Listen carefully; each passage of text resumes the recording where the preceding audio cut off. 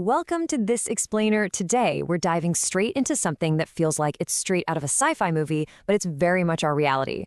We're looking at how artificial intelligence is fundamentally rewiring the future of work and our entire global economy.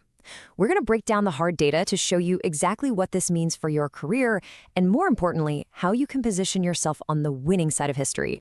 So is AI coming for your job? It's literally the question on everyone's mind right now. For decades, our collective anxiety pictured physical robots taking over assembly lines, right? We thought the future of automation was going to be loud, metallic, and physical. But the truth facing us today is actually far more invisible and far more cognitive. You know, back in 2013, researchers like Oxford's Carl Benedict Frey and Michael Osborne warned us that low-skill manual labor was the most at risk of computerization. But there's a groundbreaking new paradigm called inverse displacement theory, and it completely flips that script.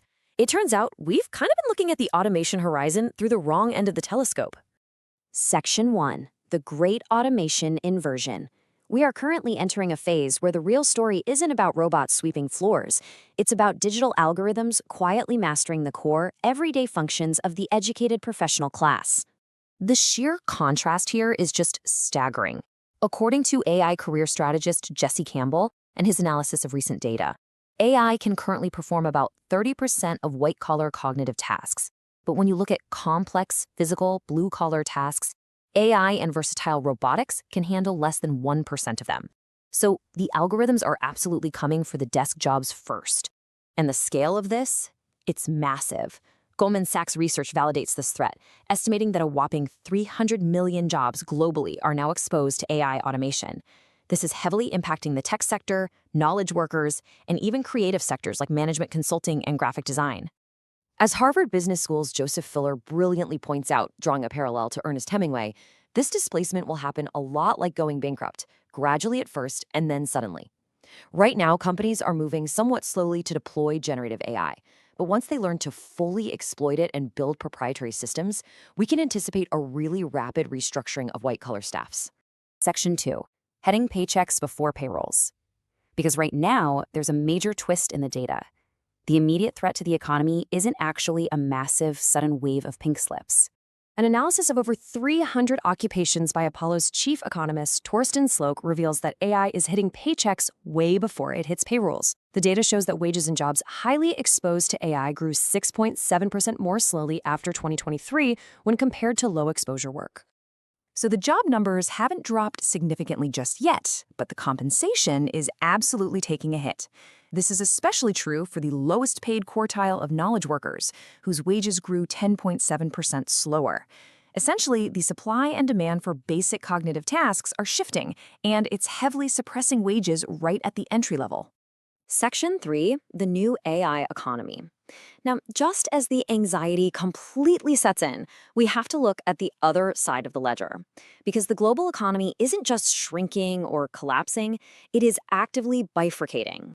History shows us that technological revolutions usually create more jobs than they destroy, and this time appears to be no different.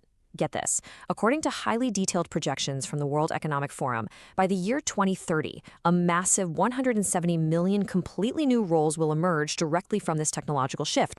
So while 92 million traditional, routine clerical roles might become redundant, the World Economic Forum is actually predicting a net expansion of 78 million jobs globally over the next decade. The jobs being lost are largely analog, but the jobs being created are digital, data-driven, and highly cognitively intensive. So where exactly are all these new jobs hiding? Well, both Goldman Sachs and the WEF point to massive job creation in AI development, green energy, and biotechnology. But there's also a huge physical component to all this. Just the physical construction and maintenance of power infrastructure and data centers will require an estimated 500,000 net new workers in the U.S. alone by 2030. Section 4. Soft skills and upskilling. So, with an estimated 1.1 billion people globally needing to reskill by 2030, how do you ensure you end up on the winning side of this incredible economic divide? According to Harvard Business School and inverse displacement theory, your most durable assets aren't just pure technical skills anymore, like basic coding or routine data analysis. Those depreciate pretty quickly now. Instead, your most durable skills are human-centric. Things like emotional intelligence, complex problem solving, moral judgment, and strategic AI oversight. You really have to pivot from seeing AI as a replacement to treating it like a coworker. As the AI World Journal puts it, you need to embrace a digital mindset to augment your own performance. Think about it. If AI can auto-generate a sales forecast in seconds, that frees you up to spend all your time building human relationships and actually closing deals. Section 5, is UBI the answer? As entire industries transform, and as millions transition between these changing roles, policymakers are seriously debating how society might create an economic safety net for everyone caught in the friction. And that brings us to universal basic income.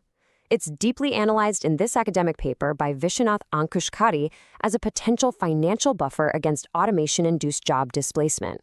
It would be a radical shift in how governments approach social safety nets. Now, impartially speaking, this policy has highly polarized views.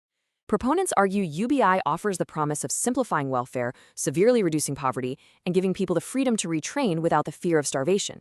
However, critics strongly warn of severe inflationary pressures, potential work disincentives, and a staggering fiscal unsustainability, with costs potentially running into the trillions of dollars annually. We do actually have some real-world pilot programs to look at, like the Give Directly trials in Kenya. The data there shows recipients using unconditional cash transfers not just for daily consumption, but to invest in productive assets like livestock and small businesses, which significantly reduced local poverty and improved mental health.